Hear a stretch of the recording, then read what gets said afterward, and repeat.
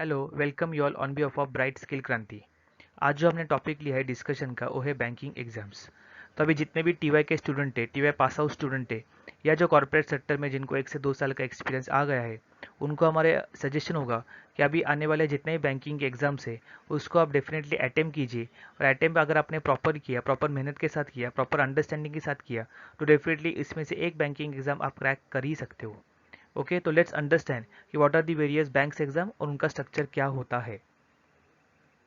अगर आप इंडिया का पूरा बैंकिंग सेक्टर देखोगे, पब्लिक सेक्टर का, उस तो अभी मर्जिंग होने के बाद, रिस्ट्रक्चरिंग होने के बाद, तो 12 बैंक्स एक टॉप लेवल पे है कि जो पब्लिक सेक्टर में कंसिडर की जाती है। तो एसबीआई से लेके, इंडियन बैंक से लेके, बैंक ऑफ इंडिया से लेके, बैंक ऑफ बड़ौदा से लेके, ये 12 banks are consider in the public sector bank. अभी इसमें आपको अंदर जाने के लिए आपको अलग अलग टाइप का एग्जाम देना पड़ेगा। वो एग्जाम आपको आपके स्क्रीन पे दिखाई दे रहा है। तो इंडिया में जो रेगुलेटरी अथॉरिटी है आरबीआई, तो आरबीआई दो टाइप के एग्ज़ाम लेती है। एक एग्ज़ाम है आरबीआई असिस्टेंट और दूसरा एग्ज़ाम होता है आरबीआई ग्रेड 2। तो ये एग्ज़ाम हर साल होती है और इसका स्ट्रक्चर आपको अब उनके वेबसाइट पे, उनका शेड्यूल पूरा उनके वेबसाइट पे आपको मिल जाएगा। उसके बाद की जो बैंक पूरे पब्लिक सेक्टर में जो टॉप लेवल पे बैंक कंसिडर की जाती है वो है एसबीआई। तो एसबीआई दो टाइप के एग्ज़ाम लेती है। तो पहला नाम है एसबीआई पीओ, जो होता है प्रोबेशनरी ऑफिसर। तो इसका स्टार्टिंग सैलरी समवेयर अराउंड आपका 38,000 टू लेके 66,000 के बीच में हो ही जाता है। ओके, दूसरा होता है एसबीआई क्लर्क। तो ये दो पोजीशन एसबीआई ओपन करती है थ्रू देयर एग्जाम्स। दूसरा होता है बाकी बैंक्स पे जाने के लिए, बाकी बैंक्स अपना इंडिविजुअल लेवल पे एग्जाम लेती है या कभी नहीं लेती। तो जितने बैंक्स को अपना इंडिविजुअल एग्जाम नहीं लेना है, तो ग्रुप उनका हो जाता है और वो ग्रुप की बैंक का जो वैकेंसी होता है उसको भरने के लिए काम दिया जाता है आईबीपीएस इंस्टीट्यूट को। आईबीपीएस का फुल फॉर्म होता है institute of banking and personal selection. तो ये इंस्टीट्यूट तीन टाइप का एग्जाम लेती है। वो है IBPS PO, IBPS clerk and IBPS SO. IBPS SO मतलब स्पेशलाइज ऑफिसर। ओके, तो ये आईबीपीएस एग्जाम तीन लेवल पे एग्जाम कंडक्ट किया जाता है। दूसरा होता है जो ग्रामीण बैंक होती है, जो ग्रामीण लेवल पे जो बैंक होती है, उसके लिए आईबीपीएस अलग टाइप का एग्जाम लेता है। उसका नाम है आईबीपीएस आरआरबी। आरआरबी का फुल फॉर्म होता है रीजनल रूरल बैंक।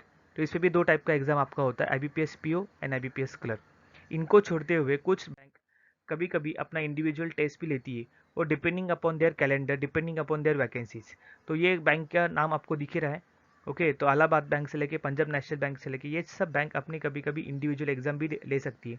तो ये एवरी ईयर पे डिपेंड होता है। उसके लिए आपको एवरी टाइम उनके बैंक के वेबसाइट पे जाके चेक करना पड़ेगा। इसके अलावा जो जो स्पेशलाइज एग्जाम हो सकती है वो है नाबार्ड, एग्रीकल्चर के रिलेटेड होता है, सेबी के रिलेटेड होता है। तो ये सब एग्जाम्स हमने नोट डाउन करने की यहाँ पे कोशिश की है। तो इसमें से मैक्सिमम एग्जाम्स आप दीजिए, और अगर आपने प्रॉपर मेहनत के साथ इस एग्जाम को अपियर किया तो डेफिनेटली एक बैंक में तो आपका सिलेक्शन 100% हो ही जाएगा। ओके, तो ये थी आपकी अलग अलग एग्जाम्स। अभी हम देखते हैं कि एग्जाम का स्ट्रक्चर नॉर्मली कॉमन लेवल पे कैसे होता है।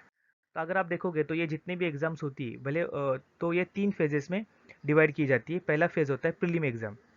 प्रीलिम एग्जाम अगर आपने पास किया तो आप क्वालिफाई करते हो मेंस एग्जाम के लिए, और मेंस एग्जाम का अगर आपने क्वालिफाई किया तो आप इंटरव्यू के लिए जाते हो। तो अगर ये जितने भी अभी एग्जाम्स हमने बताई, बैंक की, सेबी की, नाबार्ड की, या अगर सब एग्जाम का क्राइटेरिया अगर आप देखोगे तो 99% इनका सिलेक्शन क्राइटेरिया प्रीलिम्स, मेंस और इंटरव्यू में ही डिवाइड किया जाता है।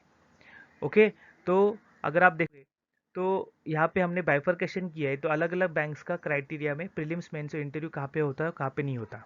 अगर आप नॉर्मली पीओ का पोजीशन देखोगे तो पीओ भले वो एसबीआई का हो, पीओ आईबीपीएस का हो, ओके, आरआरबी के अगर ऑफिसर 1 2 3 स्केल के एग्जाम हो, तो इसमें आपको प्रीलिम्स, मेंस और इंटरव्यू देना ही पड़ता है।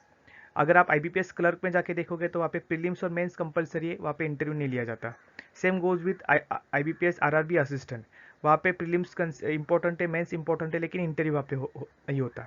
तो आपको ये ध्यान में लेना है, जब आप अपने एग्जाम की स्ट्रैटेजी फाइनलाइज करते हो तो आपको ये ध्यान में लेना है कि कौन से सेगमेंट में ज़्यादा इंपॉर्टेंस है। जैसे प्रीलिम्स के मार्क्स आपके लास्ट का जो सिलेक्शन का लेटर निकलेगा उसके लिए कभी कभी कंसिडर नहीं किया जाता।